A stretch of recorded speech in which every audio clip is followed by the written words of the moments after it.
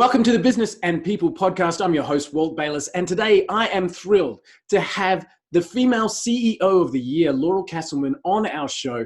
Youre has been published in Forbes magazine. Her company is listed in the fastest growing companies in the world. She's existing on about 2 hours sleep at the moment, and she is an absolute powerhouse and dynamo. She's been the winner of Stevie Awards. She's been published all over the world. And Youre, thank you so much for joining us on the show.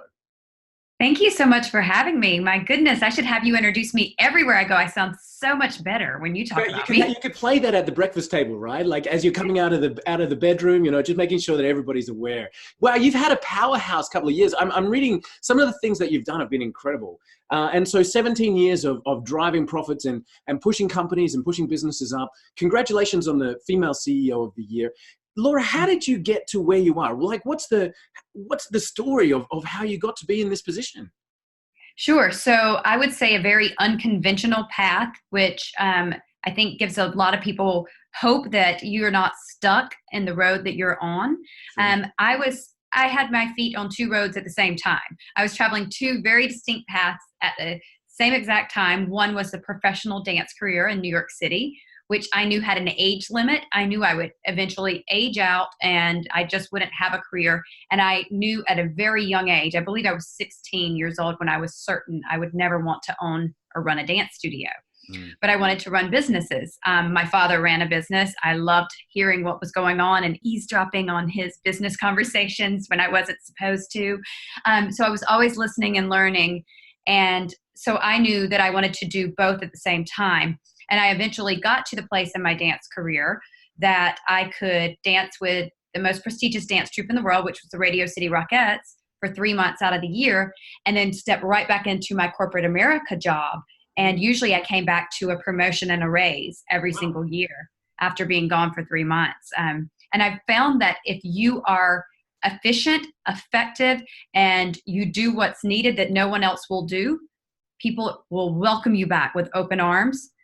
And there will always be a place for you. There will always be a job. I love that. And on your site, which is YoureCasselman.com, I know that people can download the productivity series and start to face that. But I think the message there is absolutely clear. If you're willing to put in, if you're effective, if you're driven, you're never going to have a problem getting hired. I mean, as a business owner, as a CEO yourself, somebody turns up on your doorstep with those kind of qualities, you'll find something for them. And that's the reality, I think, with most people in that place. Yeah.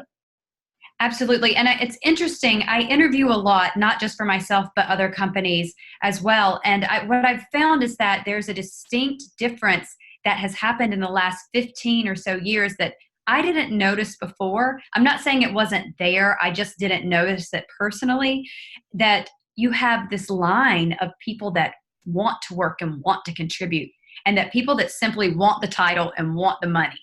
And it's a very interesting thing for me to witness right now, because I feel like we've got a lot of young people coming in, whereas I was willing to take whatever job you would give me when I was younger. I will earn my way to the next spot. When I ask for a raise or I ask for the next title, you will give it to me because I will have proven my value.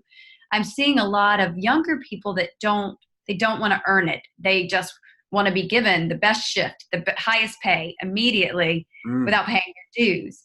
And there's such a beauty in paying your dues because you respect every position and everyone that's there then.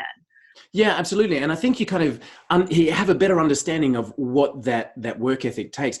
I have had that a lot from CEOs talking about the millennials coming through and that kind of culture. How do you, how do you counsel somebody who's sitting in front of you with that, I want to be the general manager of sales, 17-year-old just straight out of school? Like, what do you say to somebody in that position in an interview to help kind of guide them on the right path?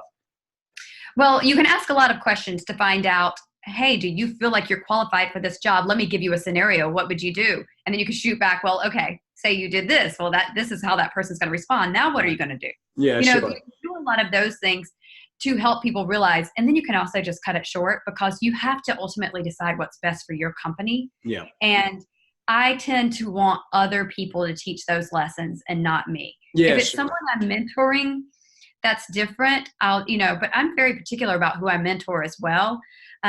I recently had an intern that was 21 and she was wonderful. I mean, she wanted to work. She wanted to learn. She was eager every single day. And I love that. In fact, when, she got offered a job paying her more than what I was going to be able to pay her, I was like, you should take it. Take it and go and grow. Let me write you a letter saying like how awesome you are. Fantastic. Isn't it amazing that work ethic, like that particular person, they earned the right to get a referral letter from, female CEO of the year, etc. Like that is worth more than anything starting up. So Laura, you sit on the board of directors of companies. You're running as the CEO yourself. You have a lot of hats that you're wearing. What does a typical day look like for you? Well, like this, unfortunately, I look exhausted today. And I have nights where I don't sleep much, and last night was one of them. And usually because I'm thinking through everything, I want to make sure that I motivate my team. I want to make sure that I reach out to each department to let them know I see what you're doing. I acknowledge it. You're doing great. Or to say, hey, this is slipping right here. Let's pick it up, guys. I want to make sure that I interact with everybody, but then I've also got the consumers that are reaching out to me, and I need to let them know I see you too. And this is an issue or this isn't, and we're so happy to have you here, and constantly trying to interact with everyone and then run all my companies. I think there's very much a thing called decision fatigue, and I have definitely learned more about that in the most recent 4 years of my life. And I'm getting better at drawing the line at, okay, yes, my users reach out on Skype, Slack, Facebook Messenger, and Instagram, and our support desk. I have staff in place of, some of those, but when they're reaching out to me personally, I have learned that I have to glance through them and then move on at first thing in the morning. Like if it's not an emergency, I have to move on, and then I'll get to those things that should have really gone through the support desk. Nice. Later. So you're literally, I guess, pigeonholing the things that are important and the things that you need to move on straight away. How do you unplug? Like, what's your okay, today's enough. I need to get out of here. Like, what do you do in that situation just to recharge and unplug for a little while? So I usually take a midday 30 minutes because I work so many hours. My average day is 17 hours, and that's with about 5 hours of sleep. I can do a 17-hour day, on little sleep, but that's usually about what I average going consistently. And if I need to take a 30-minute break, I'll take a 30-minute break just to let my brain rest for a minute, because otherwise I'm making decisions just because I'm tired and not because I'm focused. So I know to take that step away. But then if I need to really unwind, there's several things you can do. One is my dog. I love my dog. My dog is awesome. She goes to the office with me in the morning. Nice. We say she's our security officer. Beautiful. But she's great. She's very good to just sit down and, remember that sometimes you could just be happy and stop stressing for a minute. This is good. And then I love my family. So I love spending time with my family, and I'm very fortunate. I can walk out of my door and in less than a minute and a half be standing on the ocean at the beach front of the ocean. So my mornings usually start with a run there, just to kind of be like, this is my place. This is, the world is good, and I've got this great view. That's fantastic. I think, does the day always start with an exercise of some kind? Like that run sounds amazing. Is that kind of something that helps you focus and get ready for the day? Yes. So I love to start my mornings with a run, and that's my form of exercise. But when I'm running JV Zoo, I do team workouts a lot. So if you're in the office, if I need to take that 30-minute break, I'm like, okay, who's going to work out? And I incentivize my employees to work out. So if they work out, they get rewards. Sometimes it's just cash. Sometimes it's a gift certificate. Sometimes they want a cool water bottle that lights up and tells them to drink more water. Okay. But we kind of let them pick out what's your next prize if everybody works out for the next, 4 weeks. So keeping that health, I know that you've been involved in health clubs and that kind of thing in your past as well. Keeping that healthy employee focus, is that something that you've built knowledge around, knowing that it's going to help productivity and teamwork, etc.? Absolutely. It helps productivity. It helps with the health of your employees, cuts down on insurance cost. You usually save about $4.60 on the dollar spent for insurance for healthy employees. Wow.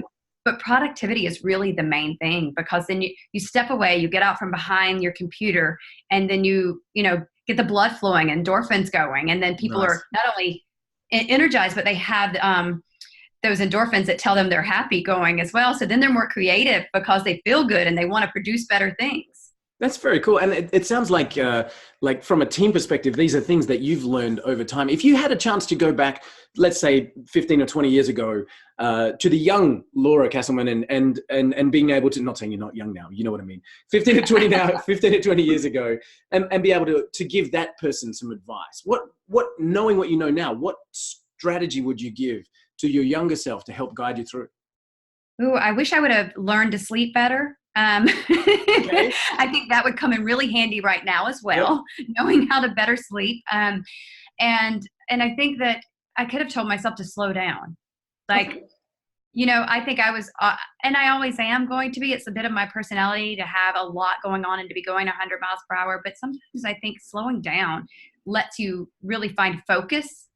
And so I think that would have been really nice to have just a little bit more downtime in my life. Nice. Okay. Well, hopefully there's that reward coming. Are you a goal-driven person? Do you sort of do a goal reward kind of system personally? Is it something that you find yourself setting goals on a regular basis? Absolutely. I'm not only a goal setting person, but I'm also a daily checklist person. I need that sense of accomplishment every single day. I think back, 12 years ago when I was in sales and whatnot, that when you're in sales, you have the constant daily win, right? And so that really fueled it. But as I climbed the ladder and moved out of sales management into different positions, you really have got that overall monthly, quarterly, all those different milestones. So I'm a big checklist. This is what I need to do today. I like check them off so I feel rewards throughout the day. And then at the end of the day, I'm like, okay, I added 30 more things to my list, but I actually checked them all off. Fantastic. Do you use any tools for that, Laura? Is there an app that you rely on, or are you a pad and pen type of person? Like, what's your toolkit? So when I first started running JV Zoo, I thought, gosh, I'm the CEO of a tech company. It's really lame that I carry around a notebook and a pen. What I found is that putting pen to paper is more motivation for me personally. It helps me differentiate between what I'm typing all day long, because I am typing on a computer all day long. These are my clear set goals for the day, and checking them off is, to me, it's very different. It resonates differently for me personally. I know people that have online planners. Great for them. This is what works for me. Yeah, cool. Do you do the journal thing as well? Like, are you actually a written kind of today was this, today was that journaler, or is that kind of just swept aside in the busyness? Yeah, so I don't journal, but I do take notes on everything. In fact, the JV Zoo attorneys love me because I can tell you when anybody said something on what day and time. It's in my shorthand, but I take notes. I know, and there's never a question for me running the company if there, did we decide this or not? What happened in this meeting? I know. And usually I can kind of tell you, because I'm so used to writing it down, I can tell you where in my notebook it is. Wow, but cool. I have a certain style notebook that works for me. I carry it everywhere with my pen. I've had people ask me, like, can I get you one? And I'm like, guys, like, these are mine. And if I find them, I stock up on them and they're mine forever. Sorry. If you find them, good luck. Yeah, absolutely. Very cool. Laura, you've, as I said, ticked off some amazing accomplishments in your life. What's the one that you're most proud of? Like, what's your wow, brag, mom and dad, this was me, like, look at this. What's your biggest achievement so far? Well, becoming the CEO of JV Zoo felt really great. It felt really great because I was really working behind the scenes as I was running JV Zoo. I didn't have the title, but I was running JV Zoo for a long time. Brian Zimmerman had already handed over the reins to me. So, it was a long time of me being in charge that no one knew. And so when everybody did find out, I got the official title. I felt really good. I mean, It felt really good. Better than an award felt. Granted, the Inc. 5000 awards, that's pretty cool. Exciting too. Mostly because everybody in that room is working their behinds off and they feel like, hey, we're here for a second, but we got to go back to the grind tomorrow, So it's the same, the atmosphere, everybody's in the same boat. Can I dig into that just a second? That being in that room, at the award ceremony of the Inc. 5000, fastest growing companies, that's an incredible network. Do you find that now with the title of CEO, that you have that ability to connect at a much higher level and have those influences coming through?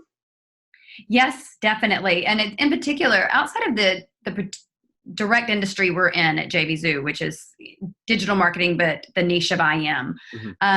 definitely once I get out of this industry, because this is a everybody knows everybody and everybody has opinions industry, it is. And it definitely runs on that a lot. But outside of it, yes. I feel like there's a different level of, I don't want to say maturity, but kind of. I want to say maturity, but kind of. Yeah, nice. Kind of. It's a different vibe all the way around. And we all know this in life, that your network, it tells you where you're going next. It really does, where you're going to grow. And if you don't keep evolving your network, I'm not saying leave people behind by any means at all. There are people that should be left behind at times, but it's not about like, oh, I've outgrown you guys. But your network should constantly be evolving, because you've got to always find someone that you strive to be like, and someone that you're like, wow, look at how far I've grown, right? Yeah, so I think that room is an amazing room of people that have brilliant ideas.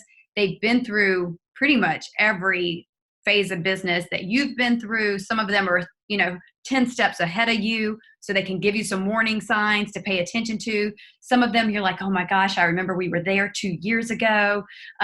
It's a great room to be in. And then you think about, Zappos was in that room. Wow. They're amazing companies have been in that room, and they all still keep in touch. Wow, that's so cool. So I want to make sure I know everybody. Yeah, that's the big one, like gathering cards as quickly as you can. So I've got two questions there, Laura. Like the first one would be, as you mentioned, your network is that growth factor.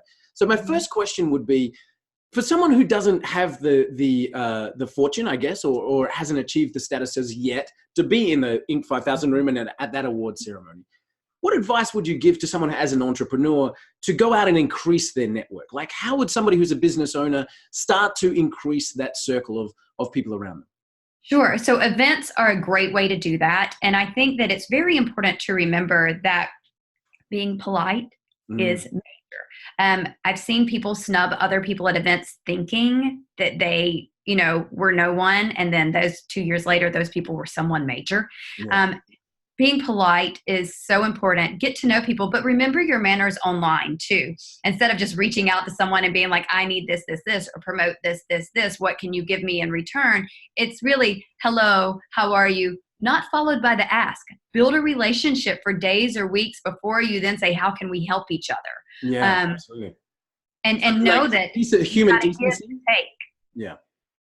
Human decency always kind of taking over and being a human first and being having that connection and doing that sort of thing. So my second question so that's the advice to an entrepreneur to help them build their network. My second question then is, how do you maintain those relationships when you are so busy and the people that you're connecting with are so busy? Do you have a formal connection kind of routine, or is it just, a matter of an email here and there? Well, I'm going to use a term that we use in the southeast of the United States called "don't get your panties in a twist." Okay. And I think it's the same one. We have the same one here. Okay, great. So it's a little bit of, hey, if you don't hear from someone in 3 months, don't get your panties in a twist. They're busy working, and communication is a two-way street. So you want to talk to someone, don't be above pinging them to say, hey, how are you? Is there anything going on I can help you with? Yeah. I ping people all the time when I see something that I worry about. I'm like, ooh. And so I'm like, hey, I saw this. What's your idea? What's your plan there? I'm not telling them. It made me cringe at first, because what do I know? They probably thought of far more than me with my 2-second glance at it. Yes. So, take a step back and hear what they're saying about it or why they thought this through.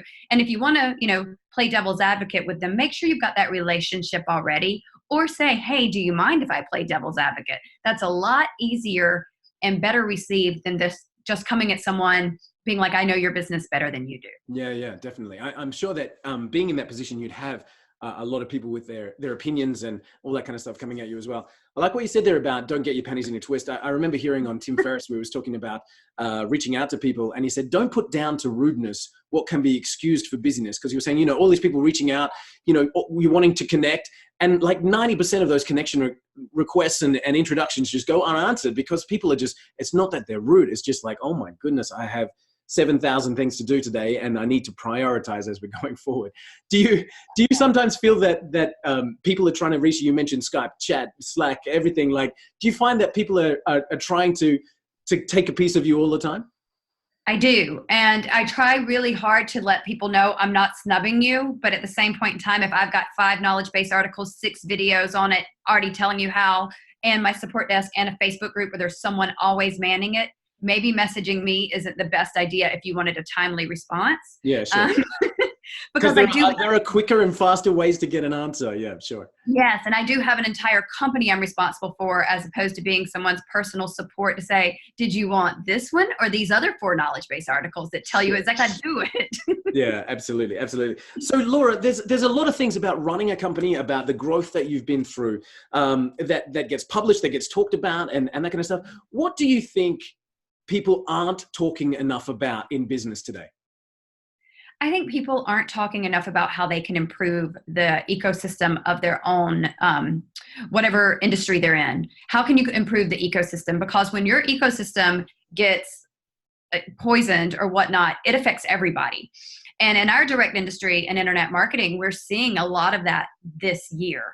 And more so finger pointing and blame tossing and doing it publicly where our consumers see it. Yeah, sure. And when consumers see that, it damages the ecosystem to the point where people no longer want to purchase from what they consider to be rude, vile, childish behavior. Yeah. So I think if people look more at what can I do? And, what are your own yard? Take care of your house, your yard, make sure it's all clean and tidy, and set an example is a great, easy way to protect your ecosystem. I like that, because there's the saying that says a rising tide lifts all ships. Wherever you are is going to raise you up. And at the same time, if the ecosystem, the group, or the level that you're in is sinking, then at the same time, so are you. So thinking about, CEOs are concentrated on let's get the company better. I love that idea of then looking wider at the ecosystem, about the industry you're in, and improving the perception of that. How would you say to a CEO, outside of IM, outside in any industry, how would you say to a CEO to be able to contribute good, positive information out into that ecosystem? Well, there's all kinds of ways of communicating, and sometimes it's strictly the example that you set within your own company. Sometimes it's just that. Otherwise, we've got social media, we've got all kinds of things. We can implement things within our own corporations, but it's really what has the biggest impact. And, you have to look at the longevity of it. Is this short term or is this long term? And I think every executive looks at this. We have fires every day in our businesses. If you're an entrepreneur or an executive, you've got fires. There's no getting around it. You need to look at it kind of the same way you do as the fires. Is this fire going to burn out on its own, or do I have to put it out before it burns down the company? Yeah. Right? It's the same with looking at, is this going to be a short-term fix, or is this going to really impact long-term but more slowly? And sometimes you've got to go with the immediate short-term. It depends on the situation. But other times it's a longer play and you ride it out. I mean, nice. I made a decision earlier this year in my own company for a longer play. I am here for the longevity of this industry. I'm not here for a short money grab. That's not what our company's about. Yeah, definitely. Absolutely. Laura, I think as you've grown into the role, and again, I'm so grateful for your time. Really, I appreciate it. To pick up the award, the gold female CEO of the year, are you seeing more female executives coming through in all kinds of industries? And do you think that that's been a necessity of diversity, or do you think that that's happened because people have finally taken the blinders off? I think it's a little of both. I think it's more acceptable now because it's being demanded now. But there have been female executives for, a long time. Trump had female executives in the 80s. I hate to throw the president's name out there because it's such a controversial name, but he had female executives in the 80s when no one else did. But, we're still at this interesting time where women, in the United States, we're still 200 years out from equal pay. That's mind-blowing to me, especially because the facts prove that when you have females on your board and you have females in your executive team, your revenue's higher. Yeah, definitely. And it's not about... I love the fact that we can, sorry, I didn't mean to cut you off. I love the fact that we can point to your scoreboard and say, you've taken your company from 100 million to 500 million. Just look at the scoreboard, people. Like that's such an easy... $750 million right now. Say that again? $750 million. Wow. Oh my goodness. That is an incredible milestone. We were just at 150 million when I came in. Wow. Oh my goodness. Congratulations. That is absolutely huge. Laura, what do you think the next 10 years of your I guess, leadership position and direction is going to feel like there's going to be lots of changes. But what do you see happening over the next 10 years that you're starting to think about now? Well, I think we're seeing privacy laws really come into play now. We saw GDPR roll live in Europe, and that now we're seeing these new payment processing things where Europe was supposed to roll them out in September, and now only certain countries in Europe are rolling them out as far as security and payment processing and the way we handle people's information. I think the intent behind them all is great. The execution has not been, but that's generally what we see when government tries to do technology, right? Yeah. We know that. Yeah. So I think that we're going to see more and more privacy and protection of people's information coming out, which is good for all of us as consumers because we all buy online. Mm-hmm. So we're going to see that. We're going to have to answer to those things. I think we're going to see more demands in my direct industry because it's just like anything. When it's new, no one knows how to police it, control it. Then you have to start putting rules on it, and then the government gets more involved. And for me, I run a company that is in every country that has internet.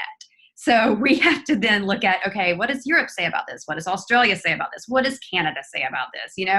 And we are that network that actually is compliant in every country we do business in. Wow. We cannot say that about our competitors. We can say it about one. I'm not going to tell you because I want you running there, but your due diligence. But I think it's really important to know, are the people and the networks and the platforms you're using, can you trust them with the longevity of your business? Or are you just going to find yourself in hot water 2 years, 3 years down the road?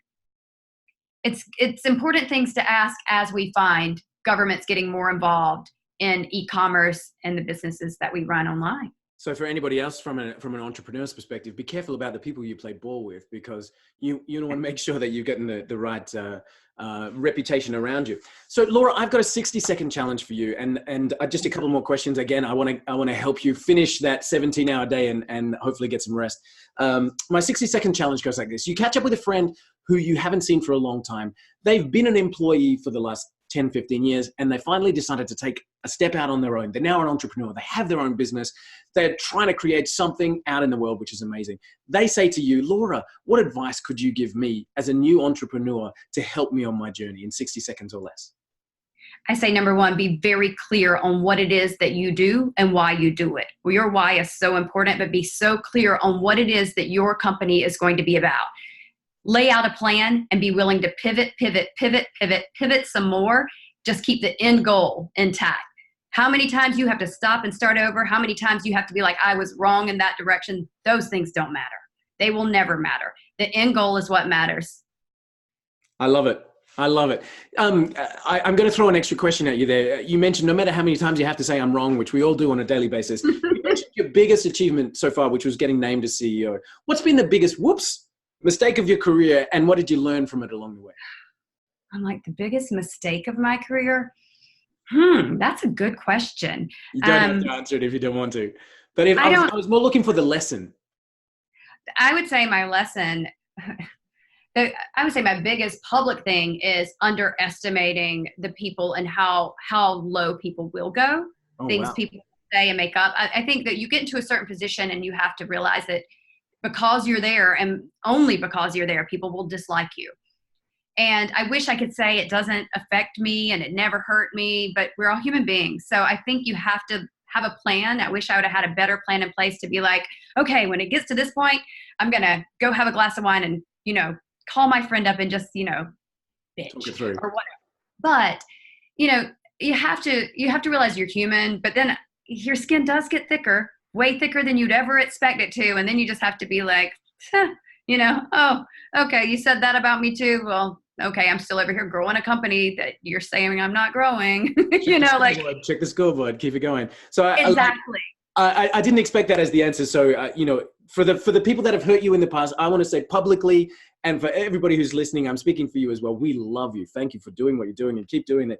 So, Laura, has there been, that's been a learning curve. Has there been any media, any books particularly that have helped you along the way? Anything that you recommend to other people on a regular basis? I read 3 books a week. So I read a lot. And I wish I could tell you there's like one that is great. Ready, Fire, Aim is a good one. I've read that multiple times. Some books you keep going back to. Yep. For me, I want to always hire very intelligent people and, consult with them. I think that's one of the biggest reasons why I'm not going to say I don't have really bad ideas. I do.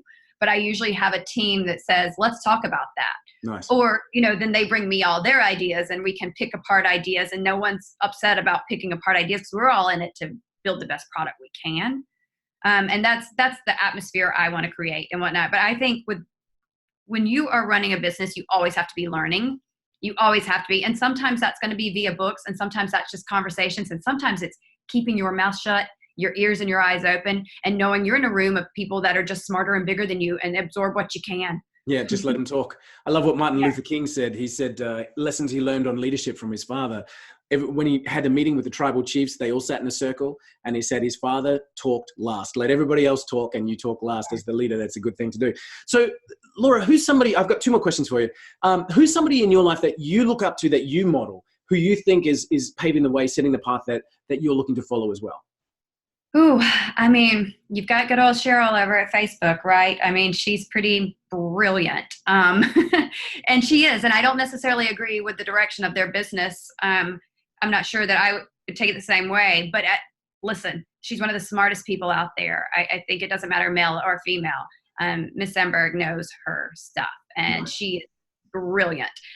There's not much that she's put out that you can't find something to learn from. Wow, cool. Do you ever find yourself saying, what would Cheryl do? Sometimes I find myself saying, well, she told us to sit at the table. She didn't tell us what was coming next. And I think we're in that place for females right now where it's like, we've sat at the table. We've now put our value at the table. And now it's kind of like, I am trying to be a part of the welcoming other people in to the table, because before I know that I was at that, like, where, there was only one seat at the table and people were wanting to throw elbows. Like, there's one woman already here. You don't belong here. Right. And now I'm trying to be of that. I don't care if you're male or female. I want the smartest people at my table. Nice. Cool. My daughter actually said to me the other day, I wish the president of the United States, the next president was a woman. And I said, I hope the next president is the right person. So yes. I love that from an equality point of view, we're starting to have the conversation that it doesn't actually matter where somebody sits. What matters is their ability to get the job done. So Laura, my last question for you. And again, thank you so much for your time. I started the introduction by saying that you're running on 2 hours sleep. You look amazing. And I really congratulate you on the success so far. But my last question for you, what's next for you? What are the goals that you're setting? Where will we see your horizon coming up? I've got a lot of things coming out in the very near future. I will be in London in 2 weeks announcing a new platform that is my own, that's going into a very different industry. But that's going to be exciting. I've got those going on. I am a part of several business ventures that are already happening or are all rolling out. So there's a lot going on in the company. Yeah, the companies I consult with have seen major growth this year as well. So I just feel like it's 2019, there's been a lot of good happening and a lot of building. And so I hope to continue that growth into 2020. Fantastic. Fantastic. Well, guys, if you've enjoyed hearing from Laura as I have, you can catch up with her at lauracasselman.com. I'll put the link in our show notes as well. You can read some of the material that Laura's published on Forbes and Startup Nation and others. Laura, thank you so much for your time. I congratulate you on the success. You're an inspiration and a leader, and I wish you all the very best in the future. Can't wait to see what's coming. Thank you so much.